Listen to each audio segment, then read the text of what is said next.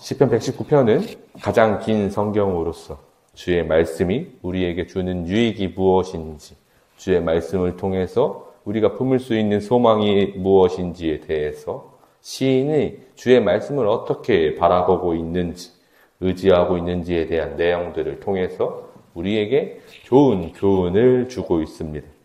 시편 119편의 주제 말씀으로 볼 수 있는 것은 105절에서 주의 말씀은 내 발의 등이요 내 길의 빛이니이다. 이 주제와도 같은 이 구절은 늘 우리 앞에서 인도하시는 하나님을 주의 말씀 안에서만 경험하고 있음을 알려주고 있었습니다. 주의 말씀으로 우리는 복을 누리고 갈 길을 알며 정결케 됩니다. 즉, 이 말씀을 통해서 우리의 신앙생활이 시작되고 끝난다는 것이죠. 이것으로 우리는 주의 말씀을 붙잡는 우리 신앙생활의 이유가 되고 있습니다. 그리고 오늘 시편은 그 주의 말씀이 가지고 있는 가장 강력한 본질, 우리가 그 말씀을 붙잡을 수 있는, 붙잡아야만 하는 그 이유에 대해서 설명하죠. 주의 말씀은 영원함에 대하여 이야기합니다. 주의 말씀은 영원하십니다. 하나님을 의지해야만 하고 신뢰할 수 있는 가장 강력한 모습은 하나님이 영원하시다는 것이죠. 하나님의 영원하심은 그 말씀이 변하지 않으시고 그 언약이 변하지 않으며 그의 사랑이 변하지 않음을 의미하기에 우리는 하나님의 영원하심을 늘 찬양합니다. 우리 눈앞에 보이는 저 밝은 태양도 영원하지 않고 그 높은 산도 영원하지 않음은 그저 우리가 세상의 다른 것을 보지 않고 하나님 한 분만을 바라봐야 하는 이유가 하나님의 섭리가 될 것입니다. 시편 119편을 통해서 주의 말씀이 주는 가장 강력함은 그 영원하신 하나님을 주의 말씀을 통해서 바라볼 수 있다는 것에 있었습니다. 여호와여, 주의 말씀은 영원히 하늘에 굳게 섰사오니.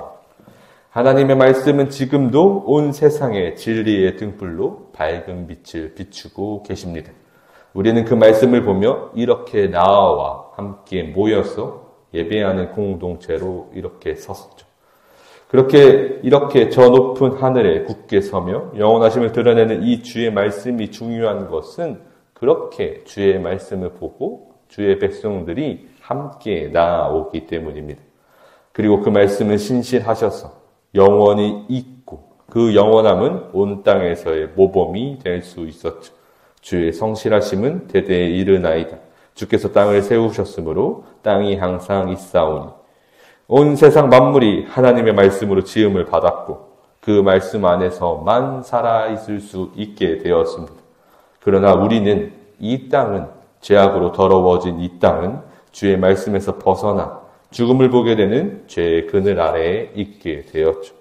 그렇게 어두운 이 세상이지만 그럼에도 불구하고 하나님의 말씀은 여전히 저 땅 위에서 그리고 저 높은 하늘 위에서 영원히 굳게 서 있었습니다.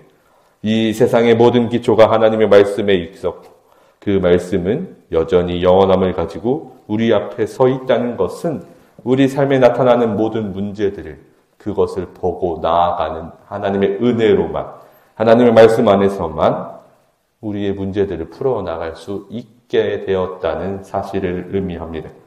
그래서 모든 피조물들은 하나님의 말씀으로 나아가길 원했고 또 원했습니다. 그리고 이제 우리는 주의 말씀에 있을 때 생명을 얻었고 우리의 갈급함을 해결하며 고난도 이겨냈음을 고백하는 주의 백성이 되었죠. 내가 주의 법도들을 영원히 잊지 아니하오니 주께서 이것들 때문에 나를 살게 하심이니이다. 오직 이것으로 우리는 영원한 생명을 얻을 수 있었습니다. 그 어떠한 것에도 우리가 미혹될 근거가 없었으며 하나님의 말씀만이 영원하기에 그 말씀을 우리의 믿음의 근간에 두어서 의지할 수 있었죠. 그래서 그 어떠한 것에도 미혹당하지 않았습니다.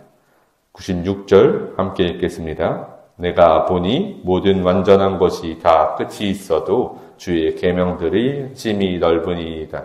아멘.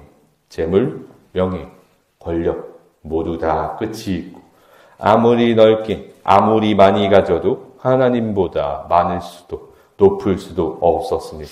하나님을 넘어설 수 없는 것이 하나님이 지으신 이 세상의 섭리이죠. 우리는 그것을 내 욕심으로 취해봤을 그때에 이미 충분히 잘 경험했었을 것입니다. 내 욕심으로 누리려 하면 할수록 나를 더 올가매며 그 욕심에 잡아먹히는 우리를 보게 되었죠. 그렇기에 우리는 그 앞에서 내 욕심을 가지는 그때에 하나님의 말씀을 봐야 합니다. 그리고 그 말씀은 이제 우리에게 오셨다는 사실, 무엇보다도 예수 그리스도라는 사실을 잘 알게 되었죠. 우리의 모든 문제들을 예수 그리스도 앞에 내려놔야 할 것입니다. 히브리서 1장 3절에서 이는 하나님의 영광의 강체시요 그 본체의 형상이라 그의 능력의 말씀으로 만물을 붙드시며 죄를 정결하게 하는 일을 하시고 높은 곳에서 계신 지극히 크신 이의 우편에 앉으셨느니라.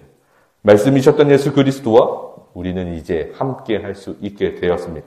즉 우리는 속죄함을 입은 진정한 주의 자녀가 되었죠. 이것은 우리가 반드시 예수 안에 거해야 하는 이유입니다. 오직 그 말씀, 예수 그리스도를 의지하며 살아가야 하는 이유가 되었죠. 그때에만 우리가 살아 있습니다.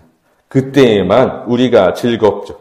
그때에만 평안함을 누리고 그때에만 정결케 되는 것입니다. 우리를 지으시고 이 천지를 만드신 하나님께서 그 높고 높은 말씀으로 이 땅에 이미 예수 그리스도를 세워두셨습니다. 우리는 그 복음을 마주하고 하나님 앞으로 나아오게 되었습니다. 이것이 우리의 삶의 본질이죠. 우리의 신앙생활의 본 모습입니다. 하나님의 말씀에 반응하여서 이 자리로 나아오는 것, 주의 백성의 삶을 살아가는 것, 이것이 우리의 본질이죠. 그리고 마지막 그날을 바라보며 끝까지 주의 말씀을 의지하는 것으로 우리의 소망을 품을 수 있는 것조차도 하나님의 말씀 안에서만 가능했습니다. 결국엔 그날의 하나님의 말씀은 주의 나라를 소망하는 우리의 등불이 되어주셨죠. 그렇기에 우리는 고난을 마주해야 합니다. 이 세상에 서 있는 것조차도 어렵다는 사실을 잘 인정해야 했습니다. 내 힘으로 서 있을 수 없고 오직 말씀 안에서만 서 있을 수 있고 우리를 지키시는 하나님을 그 말씀 안에서만 경험케 하신다는 것을 인정할 수 있어야 했죠. 그리고 그것이 저 하늘에 굳건히 서 있는 말씀을 보게 하는 하나님께서 주시는 연단이 될 것입니다. 그러니 우리 일상에서 하나님의 말씀을 바라볼 수 있는 우리의 믿음이 되시길 간절히 소망합니다. 온 천지를 창조하신 이 자연에서 하나님은 말씀하십니다. 우리를 사랑하신다고 말이죠. 매일 일어나는 이 아침에서 눈을 뜨고 반복되는 이 하루와 일상을 하나님은 말씀하십니다. 그 반복되는 일상을 우리와 함께 하신다고 말이죠. 주의 말씀은 굳건히 서서 영원히 우리와 함께 하십니다. 주의 사랑은 광활하여서 우리의 모든 인생을 품어주시죠.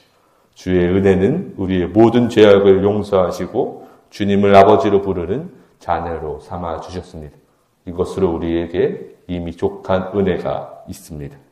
세상을 의지하지 않고 주의 말씀을 의지하는 우리 모두가 되시기, 주의 말씀 안에서 누리는 하나님의 사랑으로 언제나 승리하시는 저와 여러분이 되시기를 간절히 소망합니다. 잠시 기도하겠습니다.